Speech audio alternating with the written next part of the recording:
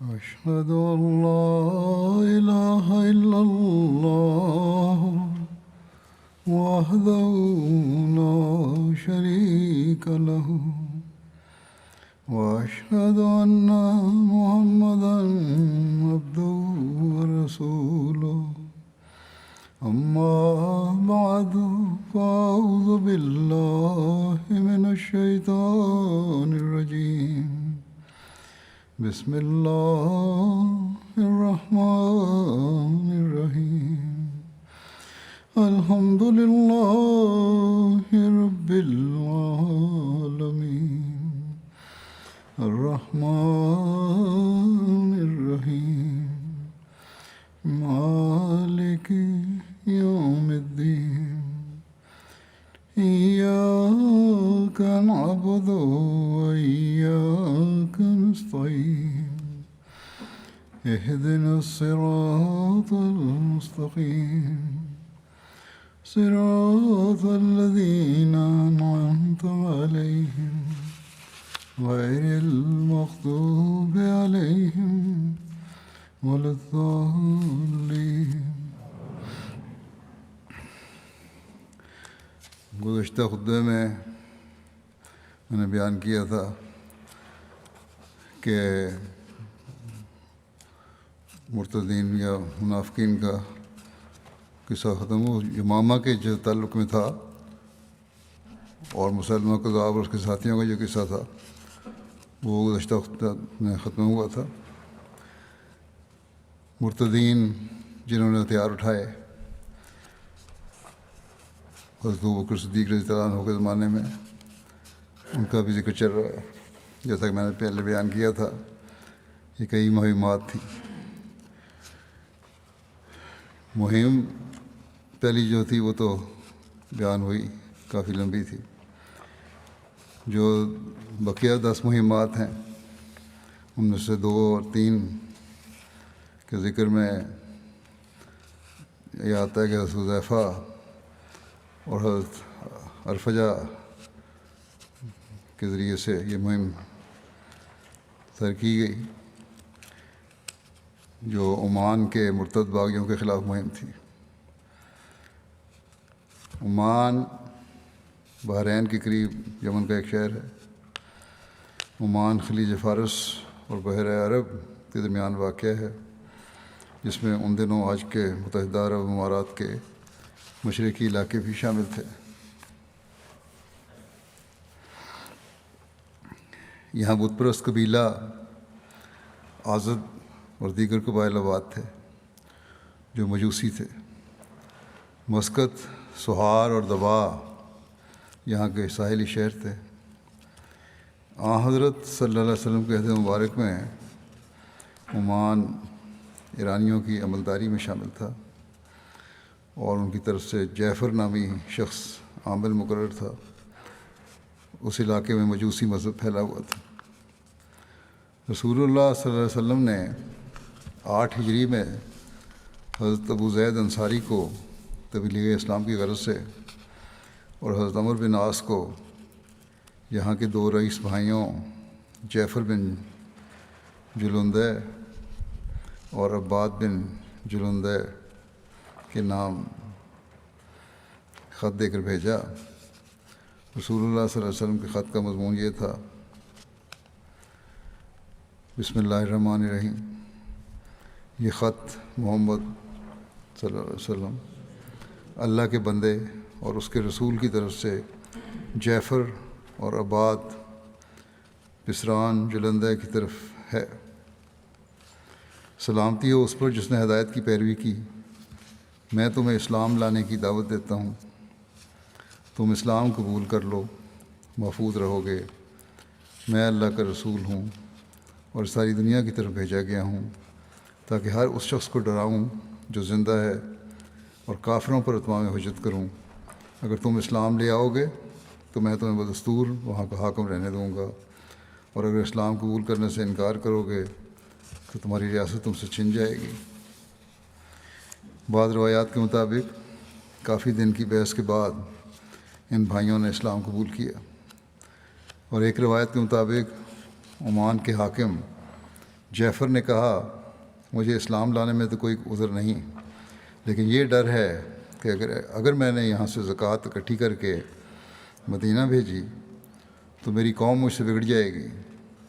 اس پر حضرت عمرو بن عاص نے اس کو پیشکش کی کہ اس علاقے سے زکوٰۃ کا جو مال وصول ہوگا وہ اسی علاقے کے غرباء پر خرچ کر دیا جائے گا۔ چنانچہ اس نے اسلام قبول کر لیا۔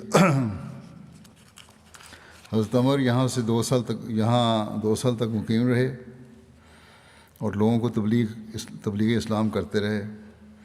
آپ کی اس کامیاب تبلیغی مساعی سے اس علاقے کے اکثر لوگوں نے اسلام قبول کر لیا۔ جب حضرت صلی اللہ علیہ وسلم کی وفات ہوئی اور عرب کی چاروں طرف ارتداد اور بغاوت پھیل گئی تو حضرت ابوبکر نے حضرت عمرو بن عاص کو عمان سے مدینہ طلب فرما لیا۔ دوسری طرف رسول اللہ صلی اللہ علیہ وسلم کی وفات کے بعد لقید بن مالک ازدی ان میں اٹھا، جس کا لقب ذو تاج تھا، اور یہ دور جاہلیت میں شاہ عمان جلندے کے ہم پلہ سمجھا جاتا تھا۔ جلندے عمان کے بادشاہوں کا لقب تھا۔ بہرحال اس نے نبوت کا دعویٰ کر دیا اور عمان کے جاہلوں نے اس کی پیروی کی۔ یہ عمان پر قابض ہو گیا اور جعفر اور اس کے بھائی عباد کو پہاڑوں میں پناہ لینی پڑی، اور جعفر نے حضرت ابوبکر کو اس ساری صورتحال سے باخبر کیا اور مدد طلب کی۔ حضرت ابوبکر نے ان کے پاس 2 امیر بھیجے، ایک حذیفہ بن محصن غلفانی ہمیری کو عمان کی طرف اور دوسرے ارفجہ بن ہرثمہ بارکی ازدی کو مہرہ کی طرف، اور حکم دیا کہ وہ دونوں ساتھ ساتھ سفر کریں اور جنگ کا آغاز عمان سے کریں۔ مہرہ یمن کے قبیلے کا نام تھا، اور حکم دیا کہ جب عمان میں جنگ ہو تو حذیفہ قائد ہوں گے، اور جب مہرہ میں جنگ ہو تو حذیفہ سپہ سالاری کے فرائض سر انجام دیں گے۔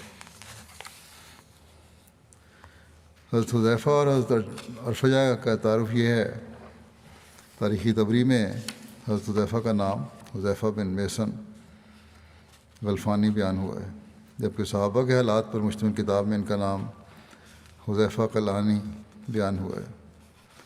آپ حضرت ابوبکر کی وفات تک عمان کے والی رہے۔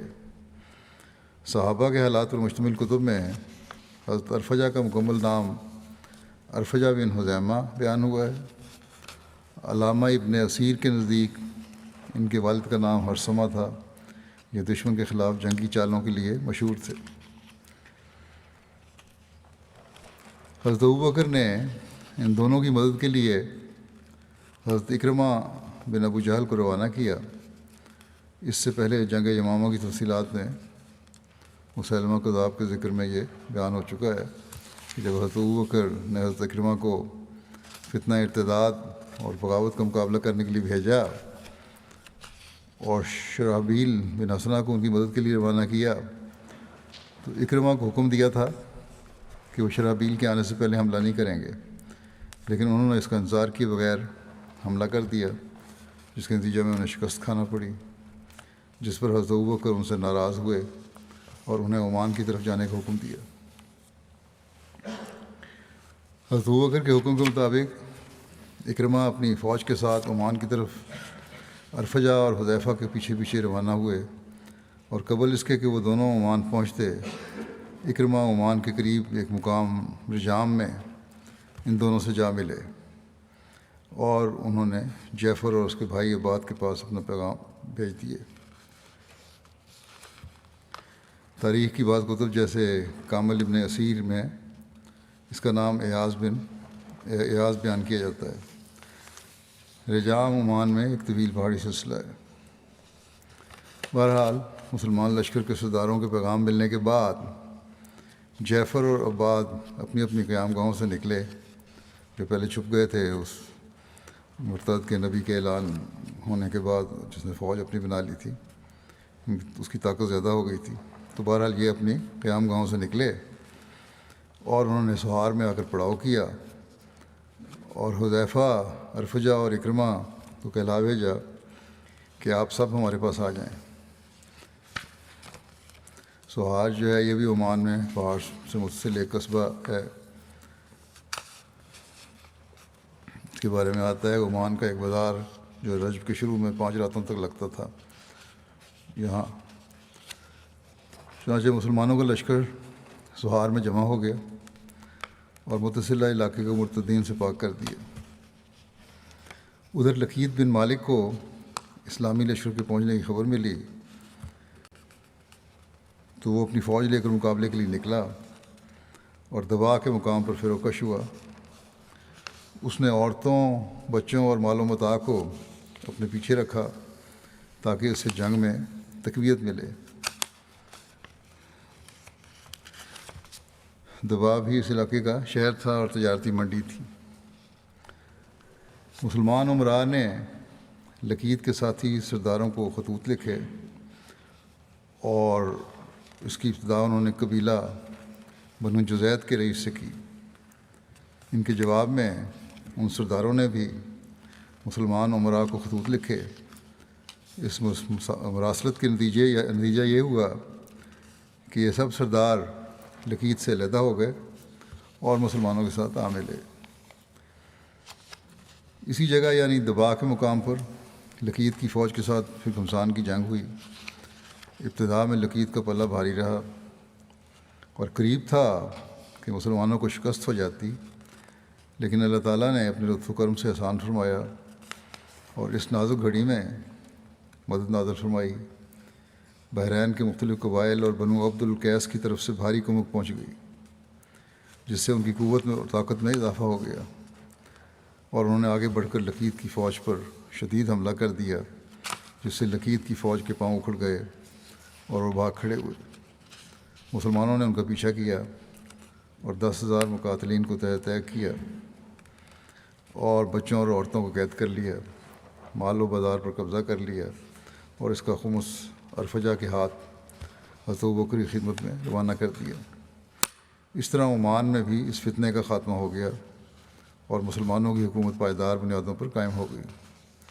جنگ کے بعد حذیفہ نے عمان ہی میں سکونت اختیار کر لی اور یہاں کے حالات کی درستی اور امن و امان قائم کرنے میں مصروف ہو گئے۔ ارفجہ تو جیسا کہ ذکر ہوا مال غنیمت لے کر مدینہ چلے گئے اور حضرت اکرمہ اپنے لشکر لے کر ماہرہ کی بغاوت کا سدباب کرنے کے لیے روانہ ہو گئے۔ حضرت اکرمہ کی مرتد باغیوں کے خلاف مہمات کے بارے میں آتا ہے کہ حضرت ابوبکر نے ایک جھنڈا حضرت اکرمہ کو دیا تھا اور ان کو مسلمہ کے مقابلے کا حکم دیا تھا۔ حضرت ابوبکر نے اکرمہ کو مسلمہ کے مقابلے کے لیے یمامہ کی طرف روانہ کیا اور ان کے پیچھے حضرت شرحبیل بن حسنہ کو بھی یمامہ بھیجا تھا۔ حضرت ابوبکر نے ان دونوں کے لیے یمامہ کا نام لیا، البتہ اکرمہ سے فرمایا کہ جب تک شرحبیل نہ پہنچ جائیں حملہ نہیں کرنا، لیکن اکرمہ نے جلدی کی جیسا کہ پہلے ذکر ہو چکا ہے، اور بغیر شرحبیل کے آنے کے پہلے آگے بڑھ کر حملہ کر دیا اور مسلمان نے ان کو پیچھے دھکیل دیا۔ شکست کھا کر وہ پیچھے ہٹ گئے۔ حضرت شرحبیل بن حسنہ کو جب واقعے کی اطلاع ملی تو وہ جہاں تھے وہیں ٹھہر گئے۔ حضرت ابوبکر نے شرحبیل کو لکھا کہ تم یمامہ کے قریب ہی مقیم رہو یہاں تک کہ تمہیں میرا دوسرا حکم موصول ہو۔ اور حضرت ابوبکر نے حضرت اکرمہ کو یہ لکھا کہ اب میں تمہاری شکل نہیں دیکھوں گا، پہلے بھی بیان ہو چکا ہے، اور نہ ہی تمہاری کوئی بات سنوں گا، مگر بعد اس کے کہ تم کوئی کارہائے نمایاں سر انجام دو، کوئی غیر معمولی کام کر کے دکھاؤ، پھر ٹھیک ہے، پھر میرے پاس آنا۔ پھر آپ نے فرمایا کہ تم عمان جاؤ اور اہل عمان سے لڑو اور حذیفہ اور ارفجہ کی مدد کرو۔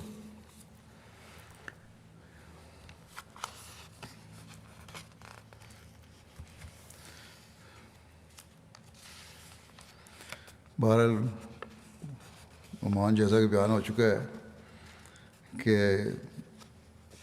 خلیج فارس کا حصہ تھا، جس میں ان دنوں آج کے متحدہ عرب امارات کے مشرقی علاقے بھی شامل تھے۔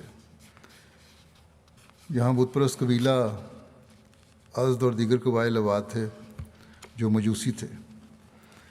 مسقط، سوہار اور دبا یہاں کے ساحلی شہر تھے۔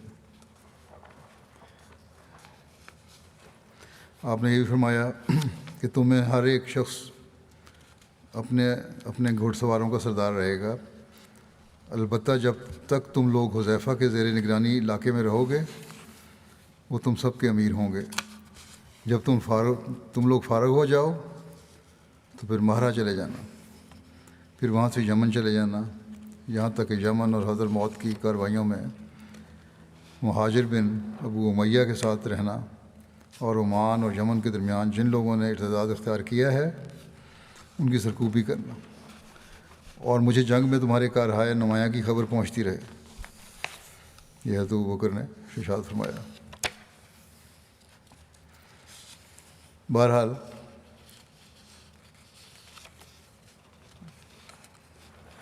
اکرمہ کی روانگی سے قبل حضرت ابوبکر کی ہدایت کے مطابق حذیفہ بن میسن غلفانی اور عمان اور عرفجہ بارکی مہرہ کے مرتدین سے لڑنے کے لیے روانہ ہو چکے تھے۔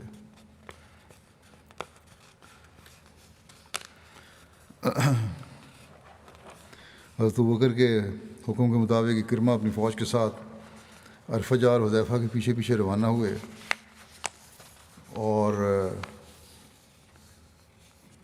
قبل اس کے کہ دونوں عمان پہنچتے اکرمہ ان سے جا ملے۔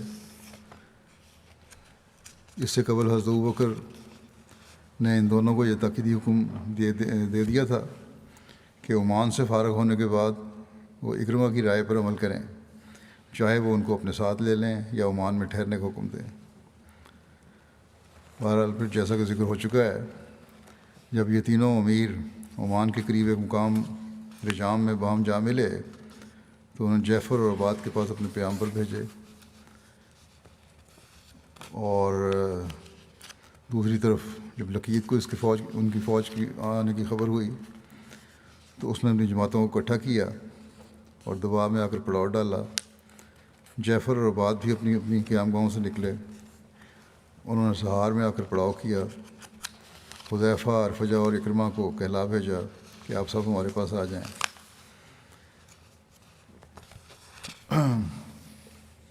چنانچہ جیسا کہ ذکر ہوا ہے وہ سب ان دونوں کے پاس سہار میں جمع ہو گئے اور اپنے متصلہ علاقے کو مرتدین سے پاک کر دیا، یہاں تک کہ اپنے قرب و جوار میں سب لوگوں سے صلح ہو گئی۔ نیز ان امراء نے لقیط کے ساتھی سرداروں کو خطوط لکھے۔ انہوں نے بنو جدید کے رئیس سے ابتدا کی۔ اس کے جواب میں سرداروں نے بھی مسلمانوں کو خطوط لکھے، جیسا کہ ذکر ہوا ہے۔ اس نتیجے میں سردار لقیط سے علیحدہ ہو گئے۔ اس کے بعد لقیط کے لشکر کے ساتھ مسلمانوں کی شدید لڑائی ہوئی، اور اس کی تفصیل پہلے آ چکی ہے۔ اس معرکے کے بعد اکرمہ اور حذیفہ اس رائے پر متفق ہوئے کہ حذیفہ عمان میں ہی قیام کریں اور معاملات کو سلجھائیں اور لوگوں کو امن دلائیں، اور حضرت اکرمہ مسلمانوں کی بڑی فوج کے ساتھ دوسرے مشرکین کی سرکوبی کے لیے آگے بڑھ گئے۔ انہوں نے مہرہ سے اپنی جنگ کی کارروائی کی ابتدا کی۔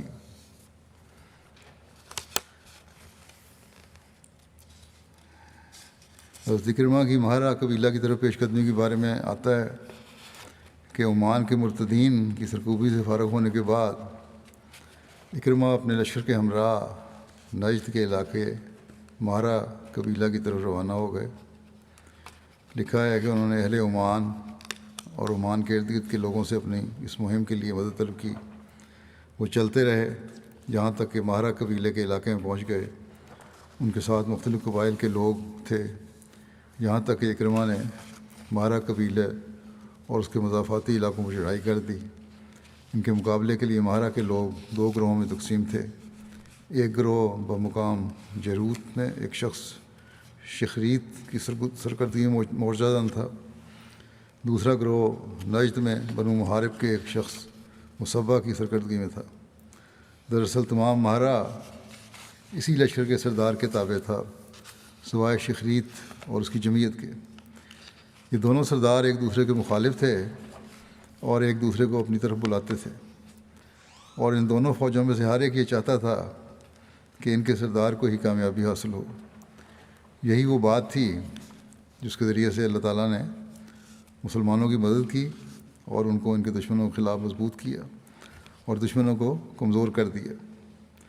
جب اکرمہ نے شخریت کے ہمراہ تھوڑی تعداد میں لوگ دیکھے تو انہوں نے اسے اسلام کی طرف رجوع کرنے کی دعوت دی کہ پہلے مسلمان تھا، دوبارہ مسلمان ہو جاؤ اور مسلمانوں سے جنگ نہ کرو۔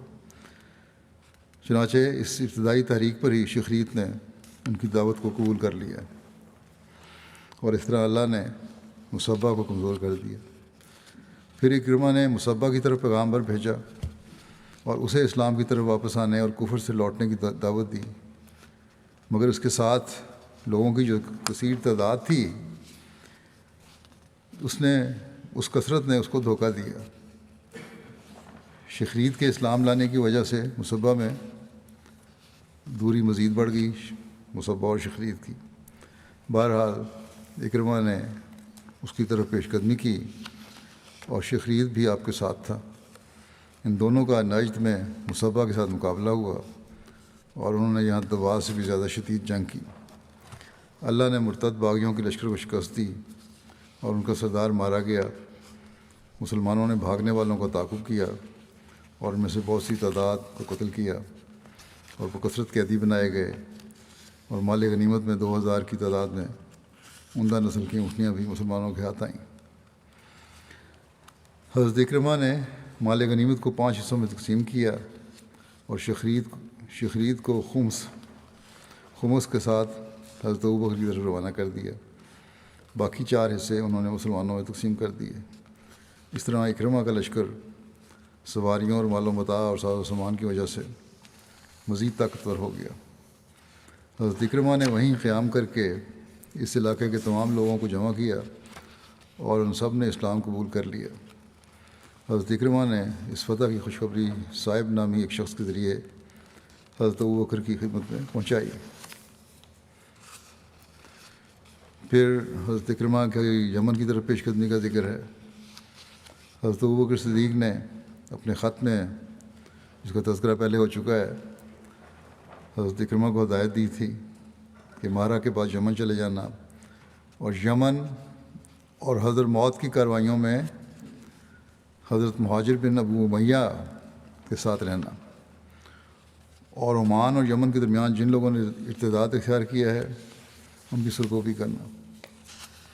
چنانچہ حضرت اکرمہ نے حضرت ابوبکر صدیق کے اس ارشاد کی تعمیل میں مارا سے نکل کر یمن کی طرف پیش قدمی کی، یہاں تک کہ ابین جا پہنچے۔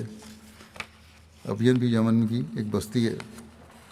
ان کے ساتھ ایک بہت بڑا لشکر تھا جس میں قبیلہ مہرہ اور دوسرے قبائل کے بہت سے لوگ شامل تھے۔ حضرت اکرمہ نے اپنا مکمل قیام جنوبی یمن میں ہی رکھا اور وہاں نخا اور حمیر کے قبائل کی سرکوبی میں مشغول رہے، اور شمالی یمن کی طرف بڑھنے کی نوبت ہی نہ آئی۔ حضرت اکرمہ نے قبیلہ نخا کے مفرور لوگوں کو پکڑ لینے کے بعد اس قبیلے کے لوگوں کو جمع کیا اور ان سے پوچھا کہ تم لوگوں کی اسلام کے بارے میں کیا رائے ہے؟ تو انہوں نے کہا کہ جاہلیت کے زمانے میں بھی ہم اہل مذہب تھے، مذہب سے ہمیں لگاؤ تھا، ہم عرب ایک دوسرے پر چڑھائی نہیں کرتے تھے، تو ہمارا اس وقت کیا حال ہوگا جب ہم اس دین میں داخل ہو جائیں جس کی فضیلت سے ہم واقف ہو چکے ہیں اور اس کی محبت ہمارے دلوں میں داخل ہو چکی ہے، یعنی اسلام کی محبت ہمارے دلوں میں اب داخل ہو چکی ہے۔ حضرت اکرمہ نے جب ان کے بارے میں تحقیقات کی کہ دل سے یہ کہہ رہے ہیں یا صرف جان بچانے کے لیے، تو معلوم ہوا کہ معاملہ ویسا ہی ہے جیسا کہ انہوں نے بیان کیا تھا۔ وہ حقیقت میں صحیح بیان دے رہے تھے۔ ان کے عوام بدستور اسلام پر ثابت قدم رہے، البتہ ان کے خواص میں سے جو مرتد ہو گئے تھے وہ بھاگ گئے۔ اس طرح حضرت اکرمہ نے نخا اور حمیر قبائل کو ارتداد کے الزام سے بری قرار دیا اور وہ ان کو جمع کرنے کے لیے وہیں مقیم رہے۔ ابین میں حضرت اکرمہ کی اقامت سے اسود انسی کی باقی ماندہ جماعت پر گہرا اثر پڑا، جس کی قیادت قیس بن مکشوح اور عمر بن معدی قریب کر رہے تھے۔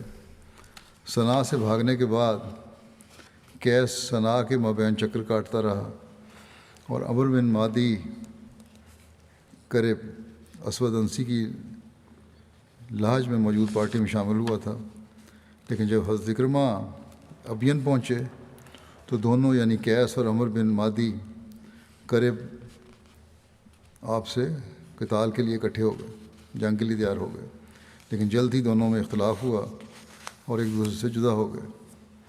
اس طرح حضرت اکرمہ کے مشرق کی طرف سے آنے نے لاج میں موجود مرتدین کی جماعتوں کے خاتمے میں اہم کردار ادا کیا۔ یمن کے ساتھ ہی کندہ قبیلہ آباد تھا جو حضر موت کے علاقے میں تھا۔ اس علاقے کے عامل حضرت زیاد بن لبید تھے۔ انہوں نے زکوٰۃ کے بارے میں سختی کی تو ان کے خلاف بغاوت برپا ہو گئی، چنانچہ حضرت اکرمہ اور حضرت مہاجر بن ابو امیہ دونوں ان کی مدد کے لیے پہنچے۔ اس کی تفصیل جو ہے وہ حضرت مہاجر بن امیہ کے ضمن میں بیان ہو جائیں گی۔ بہرحال جب حضرت اکرمہ نے مرتدین سے مہمات کے بعد مدینہ لوٹنے کی تیاری شروع کر دی تو ان کے ہمراہ نعمان بن جون کی بیٹی بھی تھی، جسے انہوں نے میدان جنگ میں شادی کر لی تھی۔ اگرچہ انہیں علم تھا کہ اس سے پہلے تمیم اور مجاہ کی بیٹی سے شادی کر لینے کے باعث حضرت ابوبکر صدیق رضی اللہ عنہ حضرت خالد بن ولید پر سخت ناراض ہوئے تھے۔ اس کا ذکر پہلے تفصیلی ہو چکا ہے گزشتہ خطبے میں، لیکن انہوں نے اس کے باوجود سے شادی کر لی حضرت اکرمہ نے۔ اس پر حضرت اکرمہ کی فوج کے کئی افراد نے ان سے علیحدگی اختیار کر لی۔ یہ معاملہ حضرت مہاجر کے سامنے پیش کیا گیا مگر وہ بھی کوئی فیصلہ نہ کر سکے، اور یہ تمام حالات حضرت ابوبکر صدیق کی خدمت میں لکھ کر ان سے رائے دریافت کی۔ حضرت ابوبکر صدیق رضی اللہ عنہ نے تحریر فرمایا کہ اکرمہ نے شادی کر کے کوئی نامناسب کام نہیں کیا۔ جو ناراض لوگ تھے، بعض لوگوں کے نزدیک وہ ان کی بہرحال تسلی ہو گئی، لیکن بعض لوگوں کی ناراضگی کا پس منظر یہ تھا، یہ بھی بیان کیا جاتا ہے کہ کچھ لوگ جو ناراض ہوئے تھے حضرت اکرمہ سے، ان کی ناراضگی کا پس منظر یہ تھا کہ نعمان بن جون نے ایک مرتبہ رسول اللہ صلی اللہ علیہ وسلم کی خدمت میں حاضر ہو کر درخواست کی تھی کہ آپ صلی اللہ علیہ وسلم اس کی بیٹی کو اپنے عقد زوجیت میں قبول فرما لیں، لیکن رسول اللہ صلی اللہ علیہ وسلم نے انکار فرما دیا اور اس کی بیٹی کو اس کے والد کے ساتھ ہی واپس روانہ کر دیا۔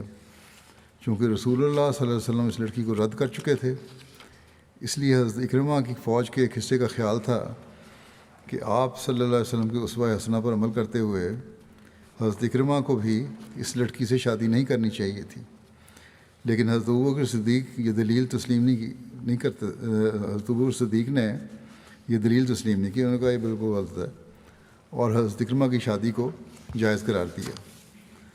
حضرت اکرمہ اپنی بیوی کے ہمراہ مدینہ واپس آ گئے اور لشکر کا وہ حصہ بھی جو ان سے خفا ہو کر علیحدہ ہو گیا تھا وہ دوبارہ ان سے آپ ملا۔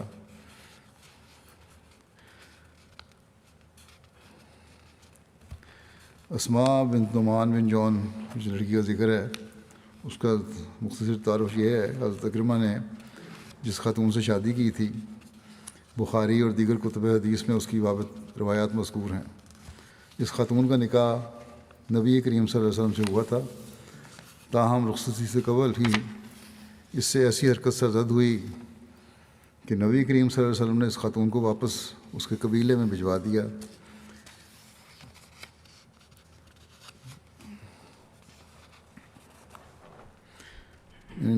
ان کے نام سمیت واقعات میں بہت اختلاف بھی ہے۔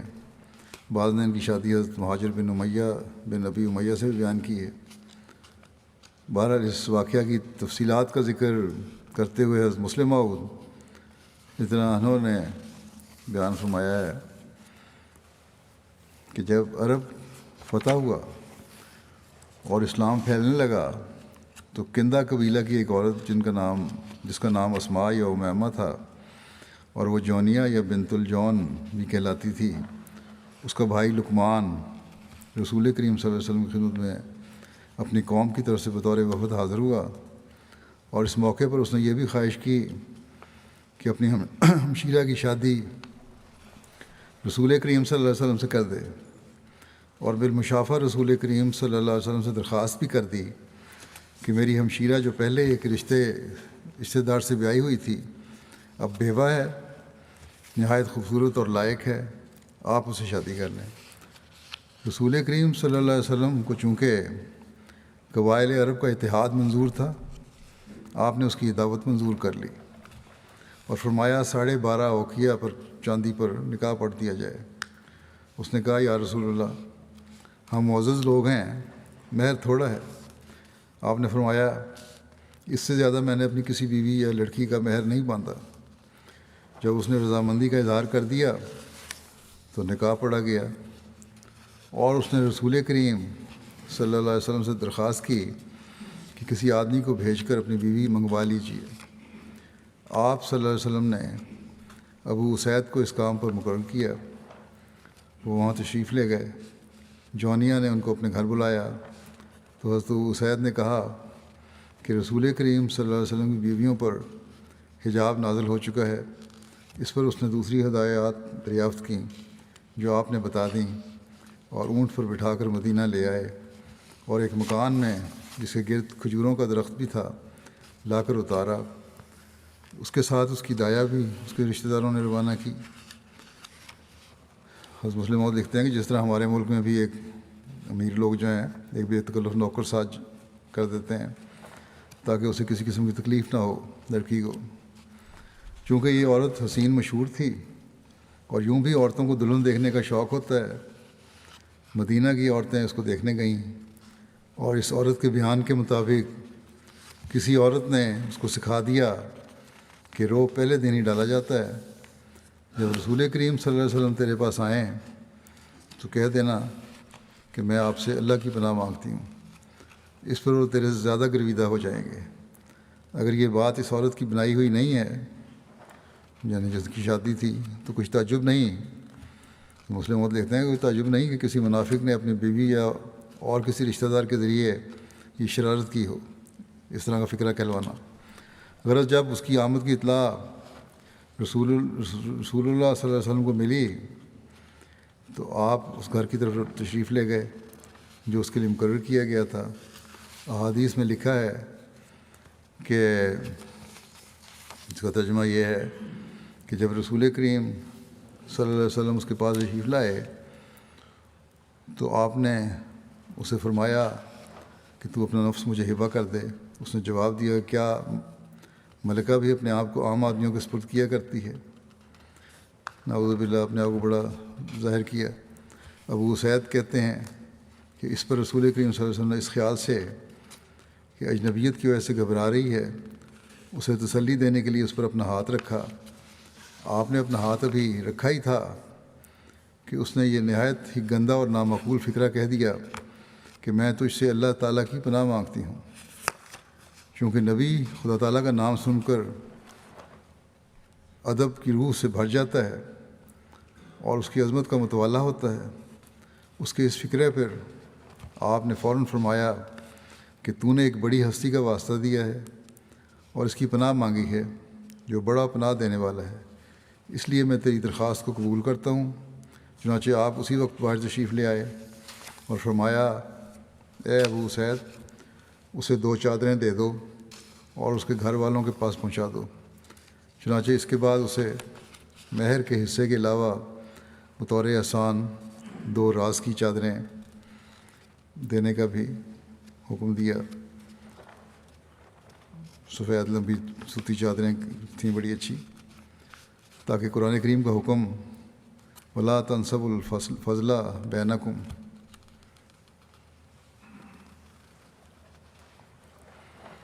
پورا ہو جو ایسی عورتوں کے متعلق ہے جن کو بلا صحبت طلاق دے دی جائے۔ اور آپ نے اسے رخصت کر دیا، اور ابو اسید ہی اس کو اس کے گھر پہنچا آئے۔ اس کے قبیلے کے لوگوں پر یہ بات نہایت شاق گزری اور انہوں نے اس کو ملامت کی، مگر وہ یہی جواب دیتی رہی کہ یہ میری بدبختی ہے، اور بعض دفعہ اس نے یہ بھی کہا کہ مجھے ورغلایا گیا تھا اور کہا گیا تھا کہ جب رسول کریم صلی اللہ علیہ وسلم تیرے پاس آئیں تو تم پرے ہٹ جانا اور نفرت کا اظہار کرنا، اس طرح ان پر تمہارا رعب قائم ہو جائے گا۔ معلوم نہیں یہی وجہ ہوئی یا کوئی اور، بہرحال اس نے نفرت کا اظہار کیا اور رسول کریم صلی اللہ علیہ وسلم اس سے علیحدہ ہو گئے اور اسے رخصت کر دیا۔ یہ پہلے بھی بیان کر چکا ہوں میں ایک صحابی کے ذکر میں، حضرت اسید کے ذکر میں۔ بہرحال حضرت اکرمہ کندہ حضرت موت سے یمن اور مکہ کے راستے واپس ہوئے۔ جب آپ مدینہ پہنچے تو حضرت ابوبکر نے آپ کو حکم دیا کہ خالد بن سعید کی مدد کے لیے روانہ ہو جائیں۔ حضرت اکرمہ نے اپنی فوج کو، جس نے آپ کے ساتھ ارتداد کی جنگوں میں شرکت کی تھی، چھٹی دے دی تھی۔ حضرت ابوبکر نے ان کے بدلے دوسری فوج تیار کی، اس لیے چھٹی دے دی کہ اب تم لوگ تھک گئے ہو گئے، کافی بڑی مہمات کر کے آئے ہو۔ بہرحال حضرت ابوبکر نے دوسری فوج تیار کی اور انہیں حکم دیا کہ اکرمہ کے پرچم تلے شام کے لیے روانہ ہو جائیں۔ وہاں حضرت اکرمہ نے جو کارہائے نمایاں سر انجام دیے اور بڑی دلیری سے لڑتے ہوئے جام شہادت نوش فرمایا، اس کی تفصیل انشاءاللہ شام کی مہمات میں بیان ہو جائے گی۔ پھر پانچویں مہم جو تھی حضرت شرحبیل بن حسنہ کی مرتد باغیوں کے خلاف مہم تھی۔ حضرت ابوبکر نے حضرت اکرمہ کو مسلمہ کی طرف یمامہ کے علاقے میں بھیجا اور ان کے پیچھے حضرت شرحبیل بن حسنہ کو بھی یمامہ کی طرف روانہ فرمایا۔ حضرت شرحبیل بن حسنہ کا تعارف مختصر یہ ہے کہ حضرت شرحبیل بن حسنہ کے والد کا نام عبداللہ بن مطاعت اور والدہ کا نام حسنہ تھا۔ بعض لوگ انہیں کندی اور بعض تمیمی کہتے ہیں۔ شرحبیل کے والد ان کے بچپن میں ہی فوت ہو گئے تھے اور یہ اپنی والدہ حسنہ کے نام پر شرحبیل بن حسنہ کہلائے۔ حضرت شرحبیل ابتدائی اسلام لانے والوں میں سے تھے۔ آپ نے اپنے بھائیوں کے ساتھ حبشہ کی طرف ہجرت کی اور جب حبشہ سے واپس آئے تو مدینہ میں آپ بنو زریق کے مکانوں میں قیام پذیر ہوئے۔ خلافت راشدہ میں یہ مشہور سپہ سالاروں میں سے ایک تھے۔ 18 ہجری میں 67 سال کی عمر میں طاعون امواس میں وفات پائی۔ بہرحال جیسا کہ ذکر ہو چکا ہے کہ اکرمہ نے حضرت ابوبکر کے حکم کے باوجود کہ حضرت شرحبیل کے پہنچنے سے پہلے حملہ نہ کرنا، انہوں نے جلدی کی اور حضرت شرحبیل کے آنے سے قبل ہی مسلمہ پر حملہ کر دیا تاکہ فتح کا صحرا انہی کے سر بندھے۔ تاہم مسلمہ نے ان کو پیچھے دھکیل دیا اور حضرت اکرمہ نے اس ناکامی کی اطلاع جب حضرت ابوبکر کو دی تو جیسا کہ پہلے ذکر ہو چکا ہے، حضرت ابوبکر نے انہیں تنبیہی خط لکھا اور فرمایا کہ یہ شکست کا داغ لے کر مدینہ نہ آنا، کہیں ان لوگوں میں بدلی نہ پھیل جائے، اور انہوں نے عمان کی طرف جانے کا حکم دیا۔ حضرت شرحبیل بن حسنہ ابھی راستے ہی میں تھے کہ حضرت اکرمہ کی شکست کی خبر ان کو موصول ہوئی۔ انہوں نے پیش قدمی بند کر دی اور حضرت ابوبکر کو نئی ہدایت کے لیے مراسلہ بھیجا۔ حضرت ابوبکر نے ان کو لکھا کہ تم جہاں ہو وہیں ٹھہرے رہو۔ حضرت ابوبکر نے شرحبیل کو لکھا کہ تم یمامہ کے قریب ہی مقیم رہو جہاں تک کہ تمہیں میرا دوسرا حکم موصول ہو، اور جس شخص یعنی مسلمہ کے مقابلے کے لیے تم کو بھیجا ہے سر دست اس کا مقابلہ نہ کرو۔ پھر جب حضرت ابوبکر صدیق نے حضرت خالد بن ولید کو یمامہ کی مہم پر مامور کیا تو حضرت شرحبیل بن حسنہ کو حکم دیا کہ جب خالد بن ولید تم سے آ ملیں اور یمامہ کی مہم سے تم بخیر و خوبی فارغ ہو جاؤ تو قبیلہ قضاء کا رخ کرنا اور حضرت عمر بن عاص کے ساتھ ہو کر قضاء کے ان باغیوں کی خبر لینا جو اسلام لانے سے انکار کریں اور اس کی مخالفت اور اس کی مخالفت پر کمر بستہ ہوں. تیرا انکار نہیں ہے بلکہ مخالفت بھی ہے. قضاء بھی عرب کا ایک مشہور قبیلہ تھا جو مدینہ سے 10 منزل پر وادی القرا سے آگے مدائن صالح کے مغرب میں آباد تھا. بہرحال حضرت ابوبکر صدیق رضی اللہ عنہ کے ارشاد کے مطابق حضرت شرحبیل اپنے لشکر سمیت رکے رہے، تاہم مسلمہ نے ان پر اپنے لشکر کے ساتھ چڑھائی کر دی. اس کا تذکرہ کرتے ہوئے ایک مصنف نے لکھا ہے کہ ابھی حضرت خالد بن ولید یمامہ کے راستے ہی میں تھے کہ مسلمہ کی فوج نے حضرت شرحبیل کی فوج سے نبرد آزمائی کی اور اسے پیچھے دھکیل دیا. کچھ مورخین یہ لکھتے ہیں کہ حضرت شرحبیل نے بھی وہی غلطی کی جو اس سے قبل ان کے پیشرو حضرت اکرمہ کر چکے تھے، یعنی مسلمہ پر فتح یابی کا مقام خود حاصل کرنے کے شوق میں آگے بڑھے، لیکن انہیں بھی شکست کھا کر پیچھے ہٹنا پڑا. تاہم واقعہ ایسا نہیں ہے، بلکہ خود یمامہ کے لشکر نے اس خیال سے کہ کہیں حضرت شرحبیل حضرت خالد سے مل کر انہیں نقصان نہ پہنچائیں، آگے بڑھ کر لشکر پر حملہ کر دیا مسلمہ کے لشکر نے، اور شکست دے کر انہیں پیچھے ہٹانے میں کامیاب رہا. دونوں میں سے کوئی بات ہوئی ہو، مگر واقعہ یہی ہے کہ حضرت شرحبیل اپنے لشکر لے کر پیچھے ہٹ گئے. جب حضرت خالد بن ولید کے پاس پہنچے اور تمام حالات و واقعات کا علم ہوا تو انہوں نے حضرت شرحبیل کو سرزنش کی. حضرت خالد کا یہ خیال تھا کہ اگر دشمن سے ٹکر لینے کی پوری طاقت نہ ہو تو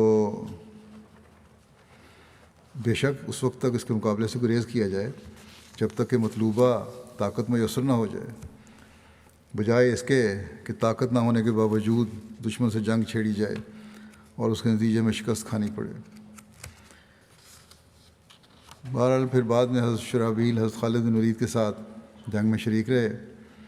حضرت خالد بن ولید نے حضرت شرحبیل کو مقدمۃ الجیش پر نگران مقرر کیا، یعنی فوج کا جو اگلا حصہ تھا اس کا نگران انہوں نے بنایا، اور میمنہ اور میسرہ دائیں اور بائیں پر زید بن خطاب اور ابو حذیفہ بن عتبہ بن ربیعہ کو مقرر فرمایا. یمامہ کی مہم سے فارغ ہونے کے بعد حضرت ابوبکر صدیق کے ارشاد کے مطابق حضرت شرحبیل بنو قضاء کے باغیوں کی خبر لینے کے لیے حضرت عمر بن عاص سے جا ملے.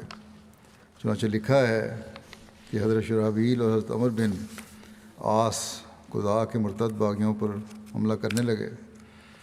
حضرت عمر بن عاص نے قبیلہ سعد اور بلق پر چڑھائی کی اور حضرت شرحبیل نے قبیلہ کلب اور اس کے تابع قبائل پر چڑھائی کی. چھٹی مہم جو ہے یہ حضرت عمر بن عاص کی مرتد باغیوں کے خلاف مہم تھی. حضرت ابوبکر نے ایک جھنڈا حضرت عمر بن عاص کو دیا تھا اور ان کو 3 قبائل قضاء، ودیہ اور حارث کے مقابلے پر جانے کا حکم دیا تھا. قضاء بھی عرب کا ایک مشہور قبیلہ ہے جو مدینہ سے 10 منزل پر وادی القرا سے آگے مدائن صالح کے مغرب میں آباد ہے.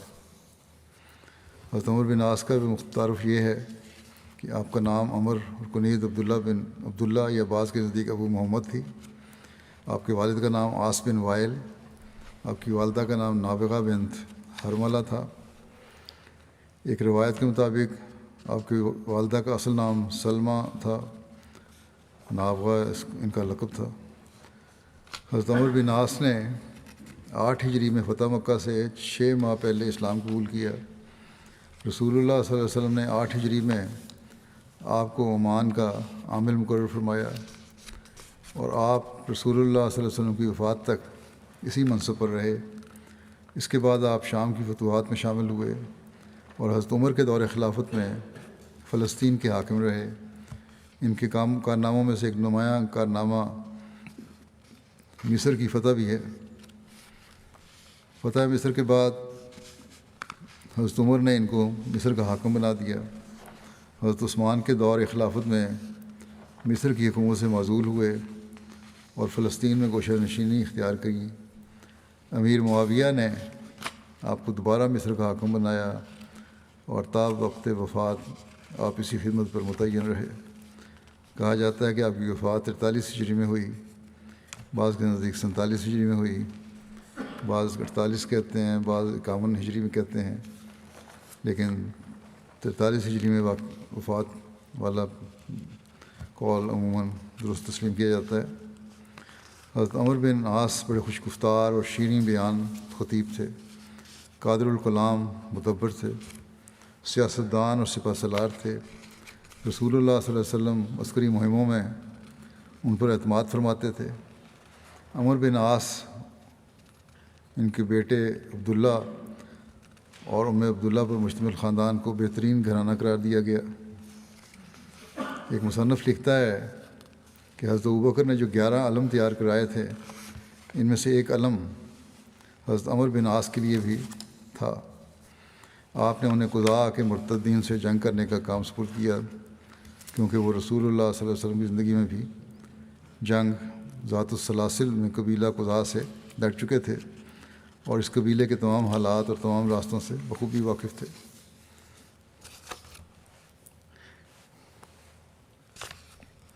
رسول اللہ صلی اللہ علیہ وسلم نے حضرت عمر بن عاص کو ذوالحجہ 8 ہجری میں عمان کے 2 رئیسوں جعفر اور عباد پسران جلندے کے پاس ایک تبلیغی خط دے کر روانہ فرمایا تھا۔ یہ سفارت نہایت کامیاب رہی اور اہل عمان حضرت عمر بن عاص کے ہاتھ پر اسلام لے آئے۔ رسول اللہ صلی اللہ علیہ وسلم نے اظہار خوشنودی کے طور پر آپ کو عمان ہی میں زکوٰۃ کی وصولی کے کام پر مقرر فرما دیا۔ آپ عمان ہی میں مقیم تھے کہ آپ کو حضرت ابوبکر رضی اللہ عنہ کے خط کے ذریعے رسول اللہ صلی اللہ علیہ وسلم کی وفات کی خبر ملی۔ آپ کی وفات کے بعد عرب کے بیشتر قبائل مرتد ہو گئے۔ ان کی سرکوبی کے لیے حضرت ابوبکر نے عمر بن عاص کو عمان سے طلب فرمایا، تو آپ حضرت ابوبکر کے حکم کی تعمیل میں عمان سے مدینہ آ گئے۔ جب فتنہ ارتداد اور بغاوت کے سدباب کے لیے حضرت ابوبکر نے 11 امراء مقرر فرمائے تھے، تب حضرت ابوبکر صدیق نے حضرت شرحبیل بن حسنہ کو حکم دیا تھا کہ جب یمامہ کی مہم سے تم بخیر و خوبی فارغ ہو جاؤ تو قبیلہ قضاء کا رخ کرنا اور حضرت عمر بن عاص کے ساتھ ہو کر قضاء کے ان باغیوں کی خبر لینا جو اسلام لانے سے انکار کریں اور اس کی مخالفت پر کمر بستہ ہوں۔ چنانچہ حضرت عمر بن عاص اور حضرت شرحبیل دونوں نے مل کر بنو قضاء کے باغیوں کے خلاف کارروائی کا آغاز کر دیا اور ان پر چھاپے مارنے لگے۔ اس کی تفصیل میں ایک مصنف لکھتے ہیں کہ بنو قضاء خوشی سے اسلام میں داخل نہ ہوئے تھے، بلکہ دیگر قبائل کی طرح انہوں نے بھی خوف کے باعث یا مال و جاہ کی طمع میں اسلام قبول کیا تھا اور ان کے دل اسلام کی محبت سے خالی تھے۔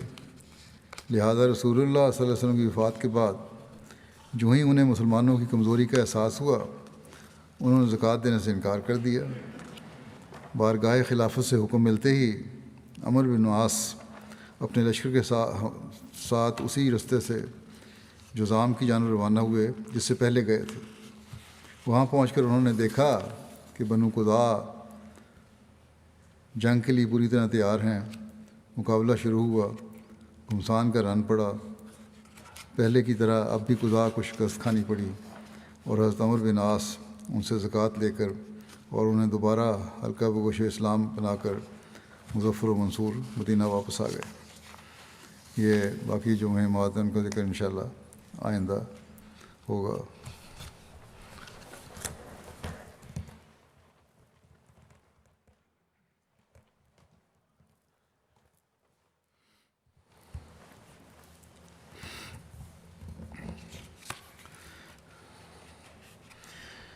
الحمد